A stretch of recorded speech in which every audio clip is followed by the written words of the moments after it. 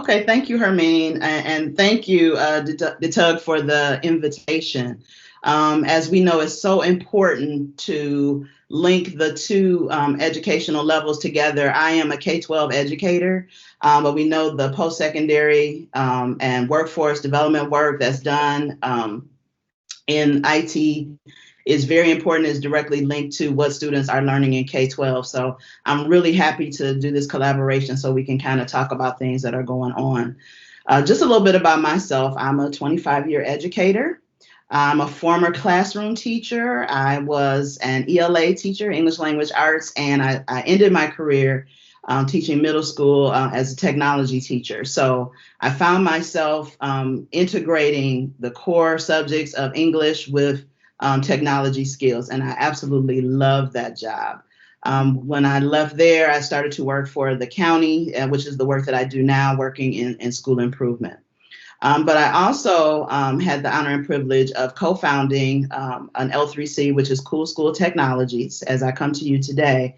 And what the purpose of our business is to close the digital divide. I found that with two of my grad school classmates. We would have conversations in class, and we noticed that there were gaps in student learning around technology, not only in the K-12 level, but also at the post-secondary level. So we kind of came together and said, we'll kind of work with different organizations and teacher trainings to kind of help build that gap.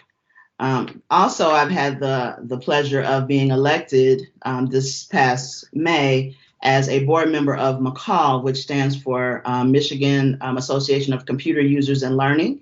And that is an organization, an ed technology organization in the state of Michigan, which helps to support and train educators around all the things that are dealing ed tech.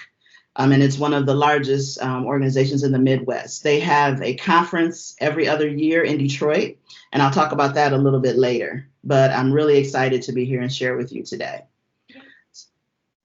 So just to talk a little bit about remote learning, we know because of COVID-19, things have just really kind of turned on its head. And I want to say first, thank you to all of the educators that are on the call today, because we know that you really went into the trenches and rolled up your sleeves and did the work that was necessary to kind of make things happen and turning on a dime. And it was a surprise for all of us, but it was also something that was long coming in terms of distance learning, because that's something that's always been in the background and people have been talking about it. But because of COVID-19, now teachers were kind of forced to put their foot into that technology realm. So for my time today, I want to talk a little bit about some distance learning strategies, what I call the 3 R's to focus on remote learning, and also share some free and low cost tools with you that will help you in supporting the 3 R's. So when we think about distance learning strategies, the first thing you want to do is make sure that you get to know your tools. It becomes overwhelming if you're trying to learn 10 to 12 different tools in a semester, and it also becomes overwhelming for your students, especially if there are technology gaps and access for students and parents. So what I suggest is getting to know maybe 1 to 3 tools really well in a semester, and utilize those tools really well and get to know them and get your students comfortable with those tools. And that will help. And students will really surprise you, because they will also give you ideas about how to use tools in different ways. Next, you want to make sure you establish a structured learning environment.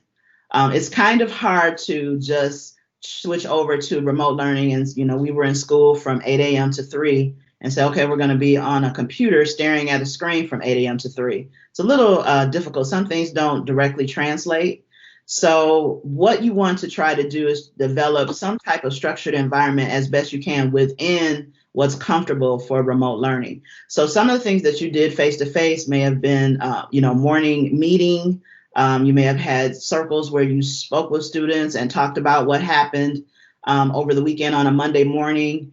You may have had Do Now, which is, 3 problems or 3 things that they would discuss first thing when they came into the classroom.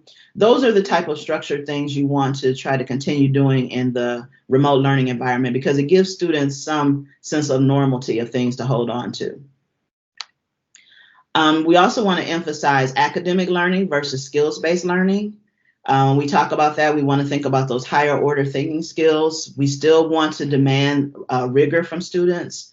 It's difficult and it's hard because they're at home and it's a remote environment and it's kind of hard to follow up on some things. But as much as possible, we want to engage students in some type of discourse or conversation around topics versus just, doing worksheets online or filling in blanks. We also, just like we would in face-to-face, want to make sure we scaffold those supports. So I can speak on Zoom, and I know that Hermine will probably talk a little bit more about Microsoft Teams, but if possible, try to structure ways where you can have small group instruction with students and be able to have more small group and one-on-one so that you can see where their gaps are and perhaps work with them. I know some teachers are doing office hours online where they have a specific time that they meet with students and or parents to help them with those supports. Another thing that's really important is that you want to allow for creativity of voice and choice. A lot of times to engage students, we know a lot of students are not showing up for the remote learning.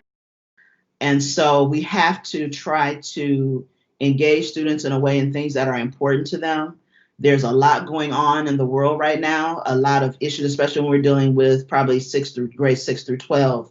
And even for elementary students, some of the things that are going on right now. So this opens up a lot of opportunity for things like project-based learning, having students work together on projects around a larger topic that's connected to the reading.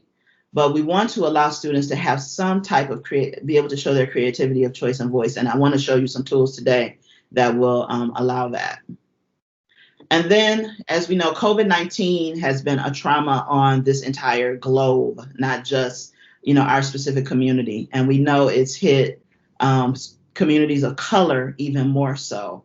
So our students are experiencing some type of trauma. Some have lost a loved one. Some may know someone that was affected by COVID-19. Some students are being affected economically by what's going on. So we also have to find ways to make connections and support our students with that as well. It's even more so important in this time now.